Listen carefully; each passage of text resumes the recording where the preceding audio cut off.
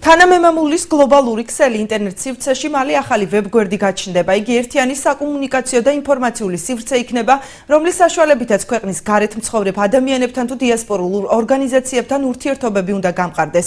ინიციატივა დიასპორის საკითხებში სახელმწიფო სამინისტროს ეკუთვნის. უწყებაში განმარტავენ, რომ ერთ სივრცეში მსოფლიოს სხვადასხვა კუთხეში მცხოვრები ქართველების გაერთიანებით შეიქმნება დიასპორული ორგანიზაციების რეესტრი, რითაც დადგინდება ემიგრირებული მოქალაქეების ზუსტი ოდენობა და მოხდება მათი პრობლემების გაცნობა, რის შემდგომაც მათ გადაჭრაზე იმუშავებენ.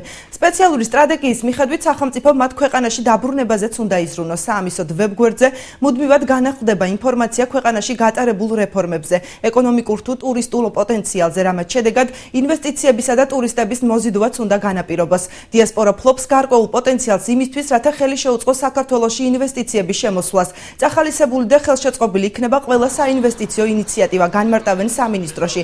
სახელმწიფო ინიციატივას კი აჭარის კანონმდებლები იწონებენ.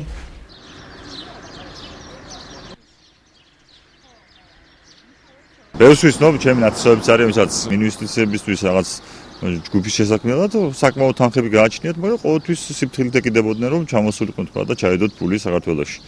ამ მხრივ ვფიქრობ, რომ კარგი გადადგმული ნაბიჯია. ერობენ, როცა ასახლებდნენ საქართველოს მოქალაქეებს, არავითარ ქმედით ნაბიჯს ადგავდა წინა ხელისუფლება, არც უცნი ამასთან დაკავშირებით იმის ადამიანები, რომლებიც გამოასახლეს საერთოდ არ პატრონობდა. ასეთ ადამიანებზე საფიქრალი გვაქვს იმ დიასპორის წარმომადგენლებს, ვინც უკვე იქ ცხოვრობენ. უნდა ვიფიქროთ თავისთავად ჩვენ სახელმწიფო უმცროსი ფიქროს და აქტიურად დაეხმაროს და ქმედითი უნდა იყოს, რა თქმა უნდა. ჯერ იდეის დონეზე კარგი რაღაცაა. რამდენად ქმედითი იქნება, მე ვფიქრობ, რომ ქმედითი იქნება. ანუ რო გვაჩვენებს უკვე.